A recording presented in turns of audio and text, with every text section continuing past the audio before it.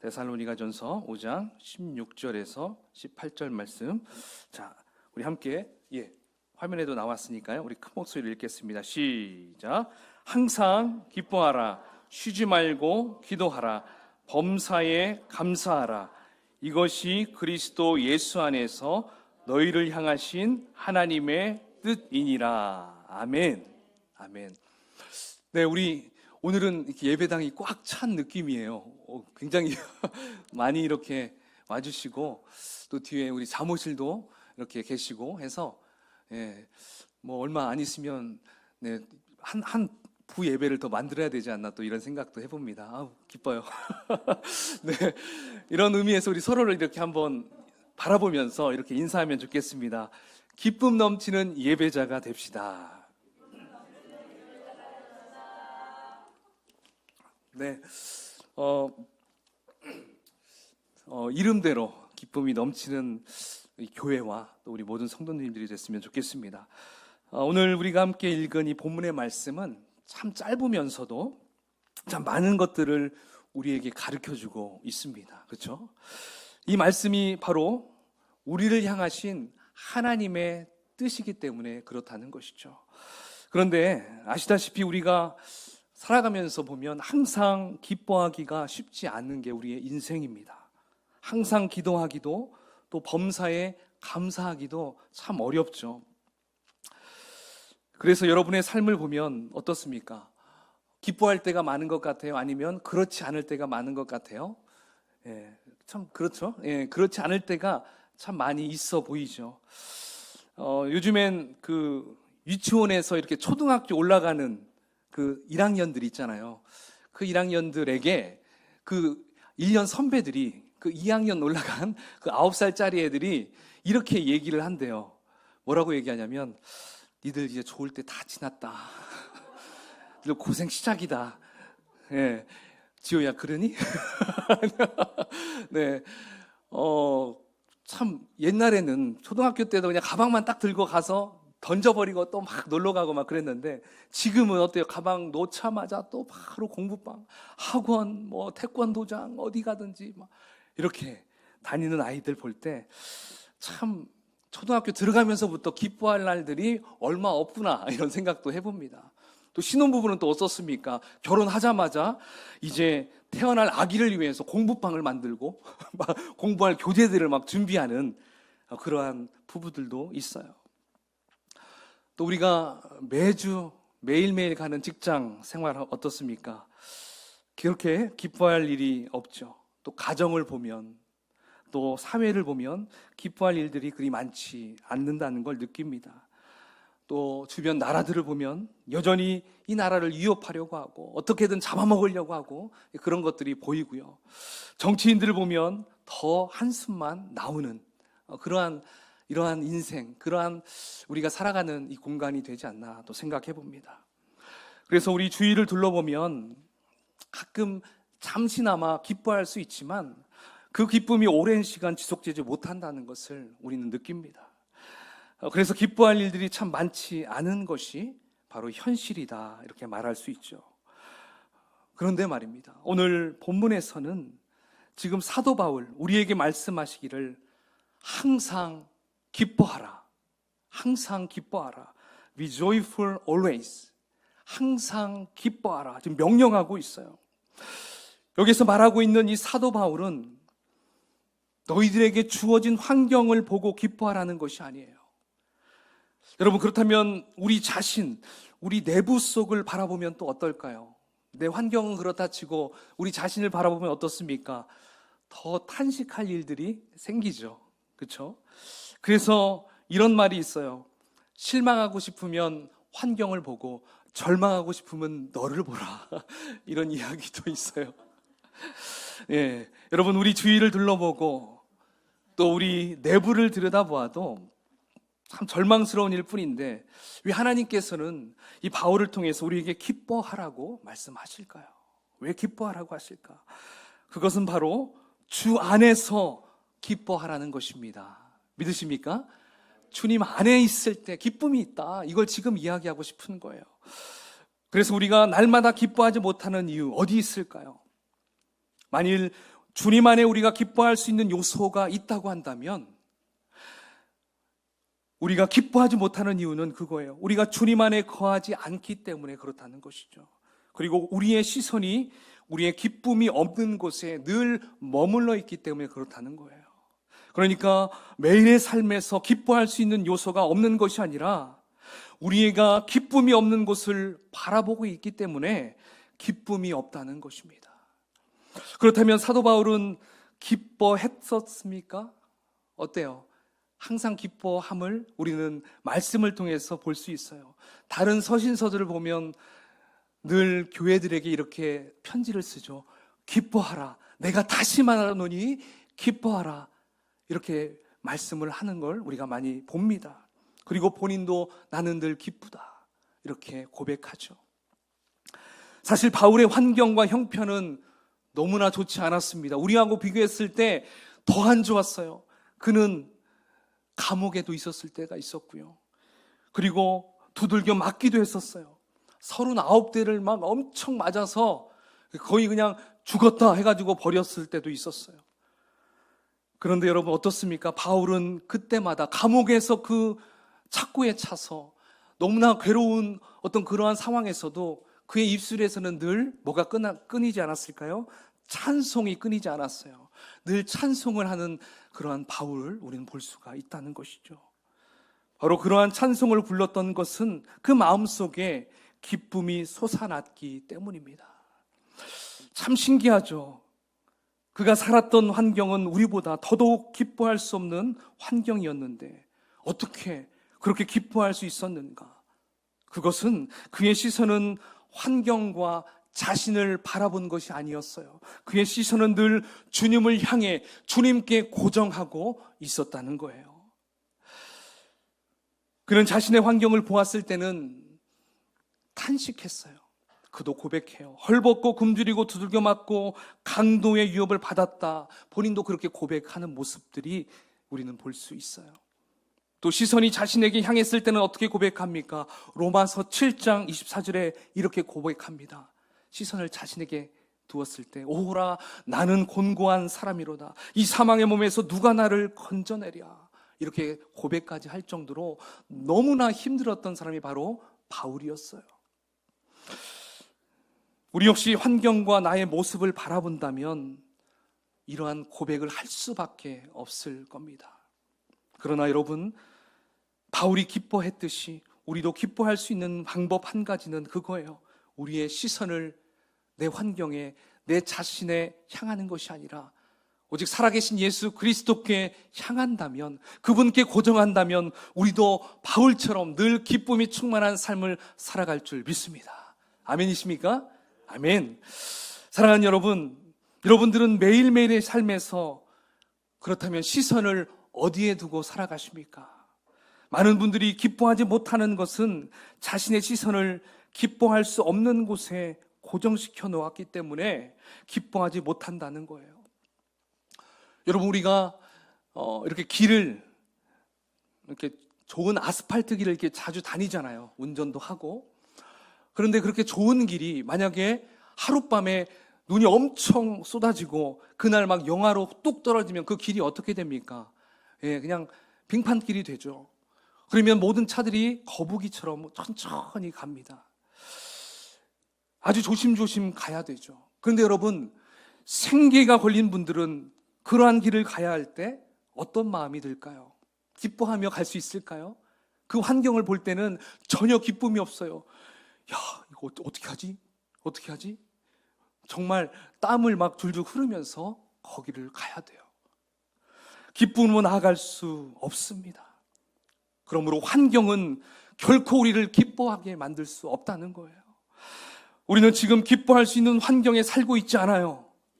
직장이 나아지면 좀 좋아질까? 아니에요. 월급이 좀 올라가면 뭔가 좀 형편이 필까? 그것도 아니에요. 대통령이 좀 좋은 사람이 되면 뭔가 나아질까, 이 나라가?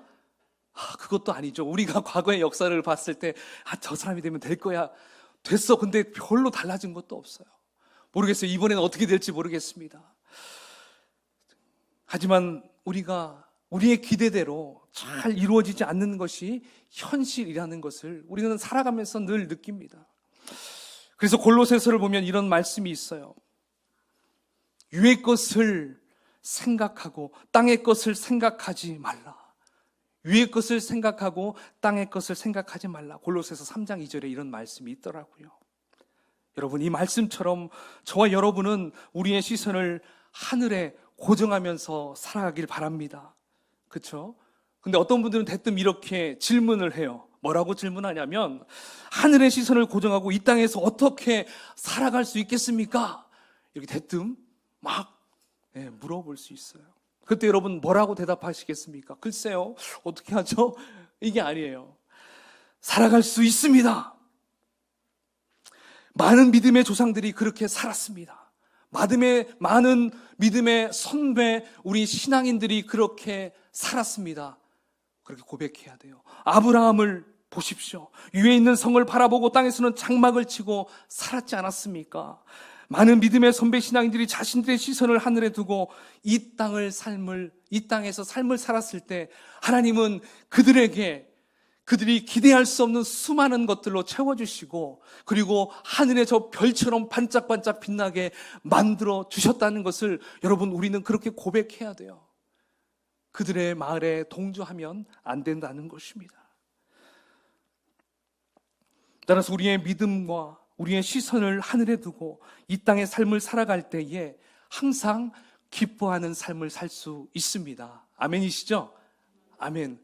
고개만 끄덕이지 말고 우리 청소년들도 아멘이시죠? 네. 네, 예쁘게 아멘 이러네요. 자, 이제 두 번째. 사도 바울은 또 뭐라고 명령하고 있습니까? 바로 쉬지 말고 기도하라. 쉬지 말고 기도하라. 이렇게 우리에게 당부하고 있어요.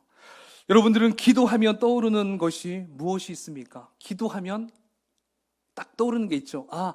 이건 호흡이야. 영혼의 호흡이다. 이렇게 얘기할 수 있어요. 또 어떤 분들은 기도하면 하나님과의 대화다. 또 이렇게 우리가 얘기할 수가 있죠. 참 이렇게 생각하신 분들은 정말 잘 배운 분들이라고 생각해요. 그런데 여러분, 우리가 정말 어떤 생명의 위협이 딱 닥쳤을 때, 실제 생명의 위협이 딱 닥쳤을 때 우리는 어떤 일을 하죠? 어떤 분들은 바로 119로 신고를 합니다. 잘하는 일이죠. 그렇게 해야 되죠. 그리고 만약에 여러분, 우리가 무인도에 떨어졌는데 나만 살았어요. 우리 한 사람만 딱 살았을 때 보통 어떻게 합니까?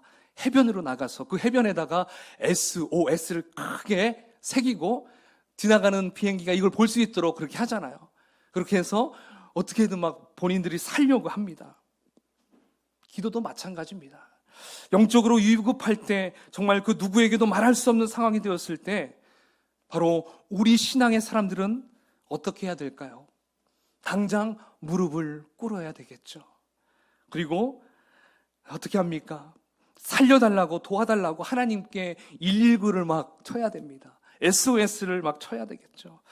그러면 사랑이 많으신 하나님께서 우리의 기도의 요청에 응답하시고 또 우리를 도와주신다는 겁니다. 여러분, 이런 거 경험해 보셨습니까?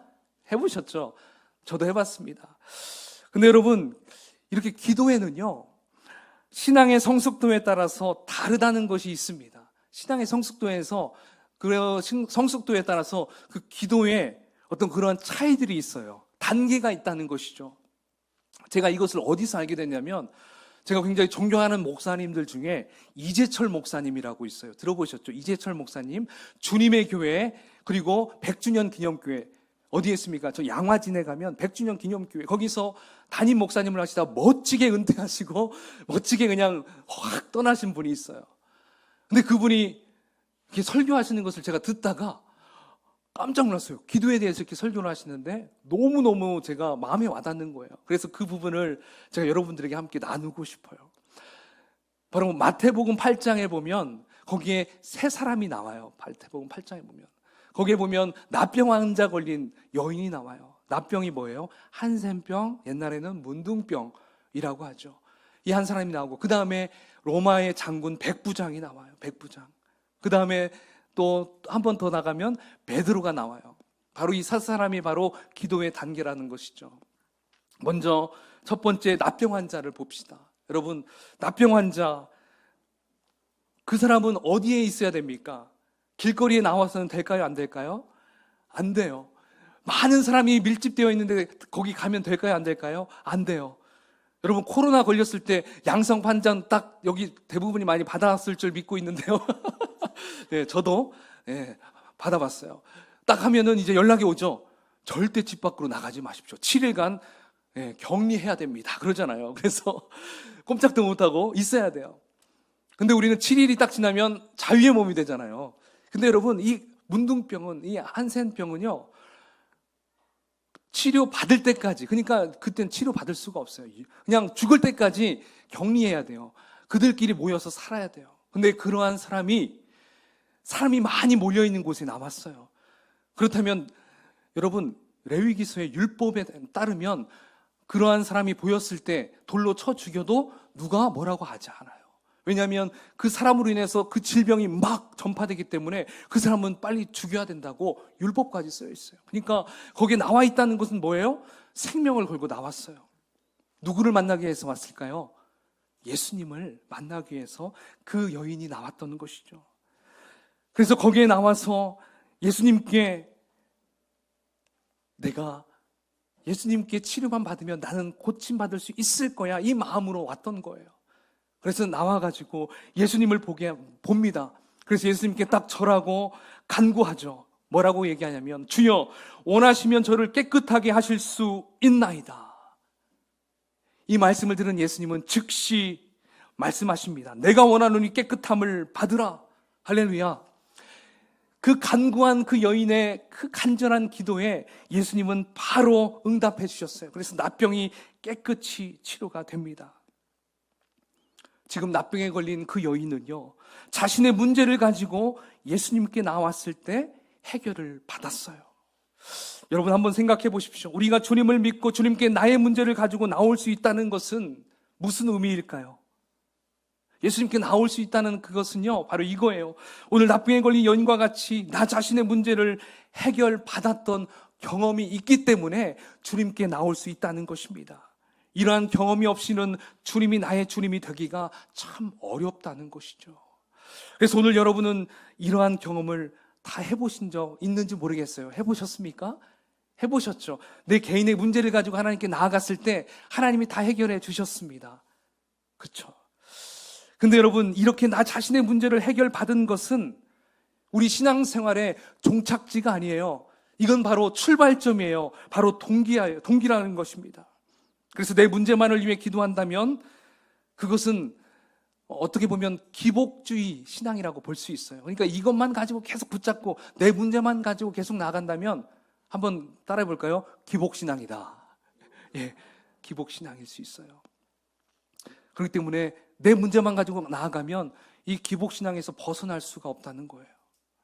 그 단계에 머물러 있으면 거룩한 영향력을 끼칠 수가 없어요. 기도 많이 하는 권사님과 같은 분도요, 기도는 참 많이 하는데 이렇게 얘기하다 보면 뭔가 정말 독선적인 분이 있어요. 뭔가 소통이 잘 안 되는 분이 있어요. 뭔가 자기 말만 다 하고 그래, 힘내, 나 갈게, 이렇게 해버리는 경우가 있어요. 왜 그럴까요? 그런 권사님도요, 자신의 문제 해결만을 위해 기도하는 분이기 때문에 그래요.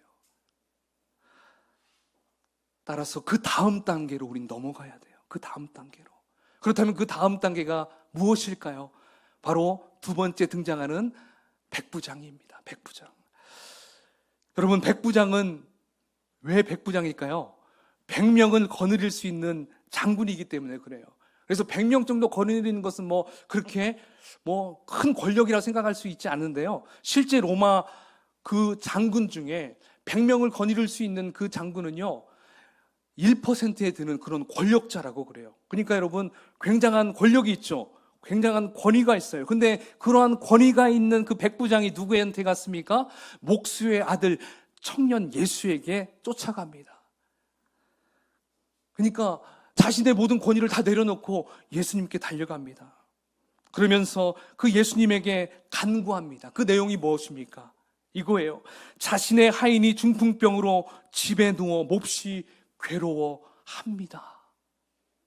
자, 여기에서 누가 중풍병에 걸렸다고 합니까? 하인이죠. 하인. 여러분, 그 당시 하인은 노예예요. 노예는 인간 취급받지 않아요. 근데 여러분, 이 백부장은 그 하인을 자신의 자식처럼 생각했어요. 참 사랑이 많은 백부장이라는 것을 우리는 느낄 수가 있겠죠. 근데 그 백부장은요, 그 예수님께 그렇게 부탁했어요. 여러분, 그의 말을 들은 예수님께서 지체 없이 이제 이렇게 말씀하십니다. 내가 가서 고쳐주겠다. 예수님이 너무너무 그냥 바로 지체 없이 말씀해. 내가 가서 고쳐줄게. 자, 여러분, 그렇다면 만일 여러분이 그 백부장의 입장일 때 예수님께서 이렇게 말씀하시면 어떻게 하겠습니까? 감사합니다. 예수님 손잡고 예수님 빨리 우리 집에 가시죠. 막 갈 거예요. 저도 그랬을 것 같아요. 그런데 여러분, 백부장은 여기서 놀라운 말씀을 해요. 놀라운 이야기를 합니다. 뭐라고 얘기하냐면 예수님은 가실 필요 없어요. 예수님은 그냥 여기에서 명령만 하시면 됩니다. 저도 내 부하에게 명령하면 그 부하가 가서 모든 걸 다 해요. 그러니까 이 백부장은 예수님을 그냥 인간 예수로 보지 않고요, 신적인 존재로 봤다는 거예요. 하나님으로 봤다는 거예요. 그래서 여기에서 예수님이 명령하시면 거기에 붙어있는 중풍병은 떠나갈 것입니다. 그것을 굳게 믿었던 거예요. 놀랍죠? 정말 그러면서 예수님의 반응이 이랬어요. 감탄하시면서 내가 이스라엘 중 아무에게서도 이만한 믿음을 보지 못했노라. 그렇게 칭찬하십니다. 그렇다면 여러분, 이 정도의 백부장의 타인을 향한 기도, 백부장의 믿음이 종착지일까요? 이 정도면 될까요? 근데 예수님께서는 아니에요. 한 단계 더 남았어요. 한 단계 더. 그 단계가 바로 14절에 보면 나오는데요. 8장 14절에 보면 예수님께서 이제 어디로 달려갑니까? 베드로의 장모집에 갑니다. 베드로의 장모집이 아니라 베드로의 집에서 누워 계시는 장모님에게 찾아갑니다. 네. 여러분, 그 장모가 지금 열병에 걸렸어요. 열병에 걸렸다는 것은 죽을 병이에요.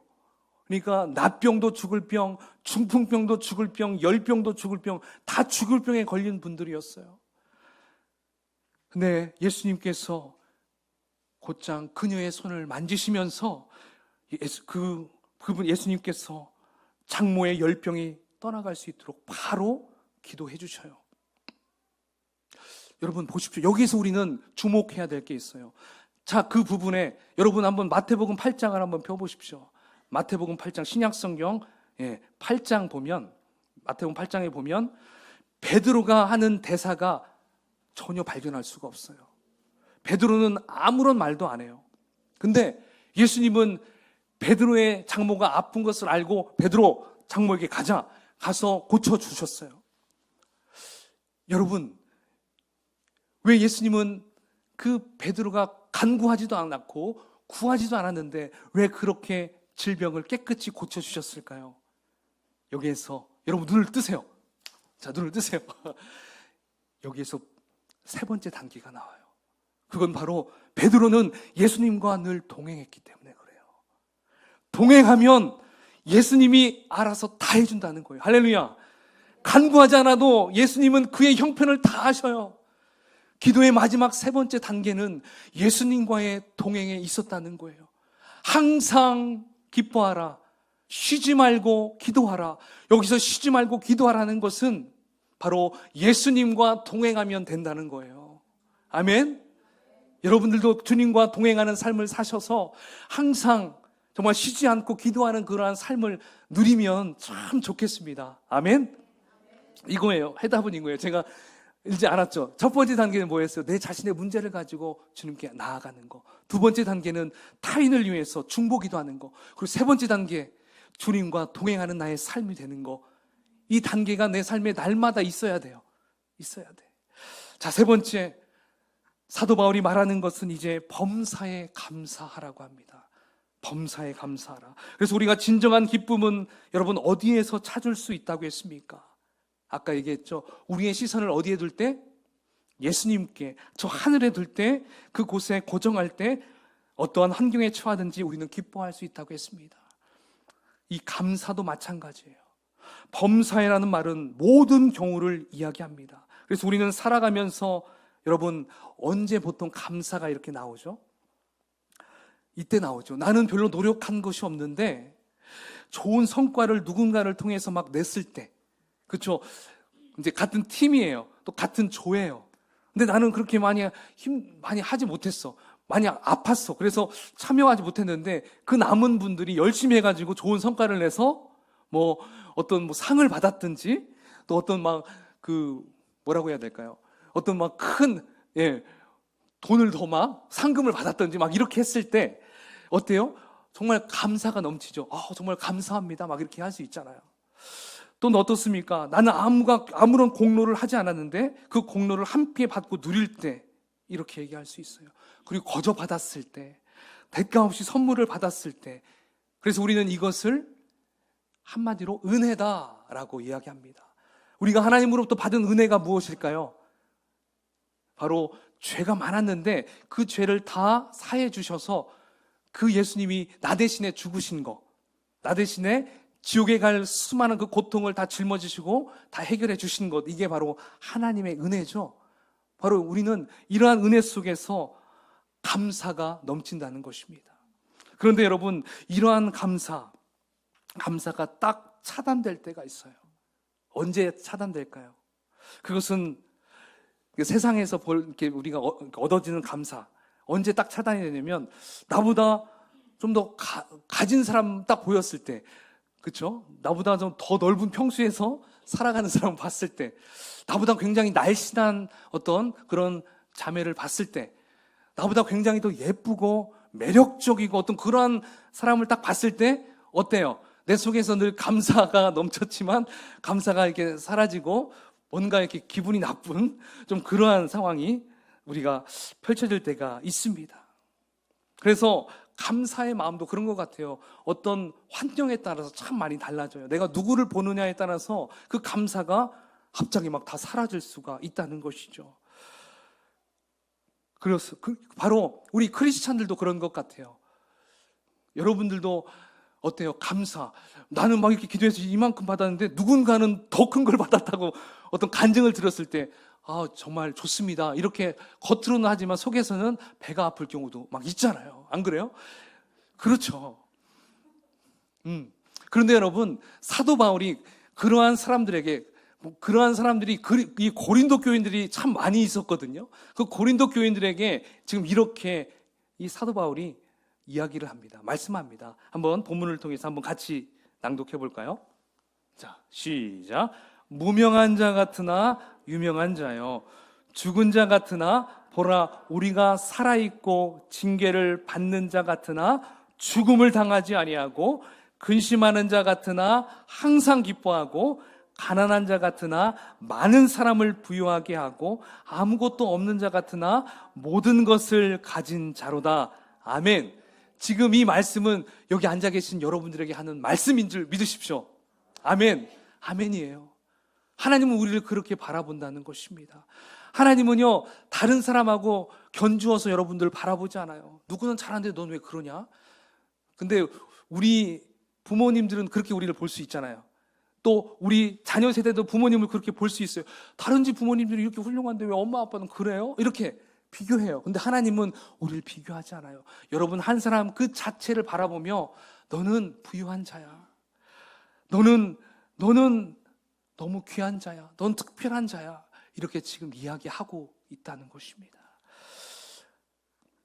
근데 여러분, 이 말씀이, 여기에 적혀있는 이 말씀이 이루어지기 위해서는 조건이 있어요. 그 조건이 무엇이냐면 바로 우리들의 시선을 하늘로 향할 때, 그리고 우리의 시선을 주님께로 향할 때 이 말씀이 실현된다는 것입니다. 그래서 우리의 삶에 늘 감사가 넘칠 수가 있다는 것입니다. 그러므로 끊임없이 우리의 생각을, 우리의 시선을 저 하늘에 예수 그리스도께 향하시는 여러분이 되시기를 축원을 드리겠습니다. 아멘. 이제 말씀을 마치겠습니다. 자, 이제 여러분들께 한번 질문해 볼게요. 여러분 정말 기뻐할 수 있겠습니까? 정말 쉬지 않고 기도할 수 있겠습니까? 아멘. 여러분, 범사에 감사할 수 있겠습니까? 아멘. 아멘. 이 세 가지를 우리가 정말 순종하고 이 세 가지를 이루기 위해서는 나의 의지로 할 수가 없어요. 오늘 말씀에서 하신 것처럼 우리의 시선을 주님께 고정하는 것, 물질에 고정하는 게 아니라, 나를 잘해주는 사람에 고정하는 것이 아니라 주님께 고정해야 돼요. 우리 조이풀 교회 처음 시작이 너무 좋아요. 맞죠? 그런데 여러분, 이 교회 건물에 고정하면 안 돼요. 그러면 초라하게 보일 수가 있어요. 다른 더 멋진 교회들이 막 눈에 보이면 우리 교회는 왜 이러지? 여러분, 또 우리 성도들에게 고정하면 안 돼요. 처음에는 좋아 보이는데 우리 성도님들은 왜 계속 움직이지 않고 왜 가만히 있지, 기도도 안 하지, 이렇게 되면 실망스럽겠죠. 따라서 우리의 시선은요, 여기로 내려오려다가 바로 올라가서 주님께, 주님, 내가 주님을 봅니다. 내가 주님께 향합니다. 여러분, 이렇게 할 때에 이 세 가지의 말씀은 자연스럽게 내 삶에서 풀어진다는 것입니다. 기뻐하지 않는 데서 기뻐할 수 있고요, 기도하지 못하는 곳에서 내가 기도할 수 있고요, 범사에 감사할 수 없는 그 곳에서 내가 감사할 수 있다는 것입니다. 오늘부터 우리가 시선을 고정하는 연습을 합시다. 그리고 주님과 동행하는 연습을 하는 여러분이 됐으면 좋겠습니다. 아멘. 아멘. 진짜 우리 함께 결단의 기도를 좀 하는 시간을 가졌으면 좋겠습니다. 주님, 이 시간 주님 말씀을 통해서 받은 이 귀한 하나님의 말씀, 주님 하나님의 그 뜻을 우리가 이루어가게 하여 주십시오. 하나님, 내 시선을 내 환경에, 내 자신에 두는 것이 아니라 다른 사람들에게 고정하는 것이, 어떤 물질에, 어떤 돈에, 어떤 재력에 두는 것이 아니라 오직 살아계신 하나님께 두게 하여 주십시오. 주님, 영원히 나와 함께 동행하시는 예수님께 고정하게 하여 주십시오. 내 속에서 날마다 나를 위해 탄식하고 기도해 주시는 성령님께 주님 집중하게 하여 주십시오. 이제 우리 한번 같이 주님 앞에 기도하며 나아가겠습니다. 하나님, 기도합니다. 주님, 이 시간 주님 앞에 간절히 사모하며 나아갑니다. 주님, 우리의 마음을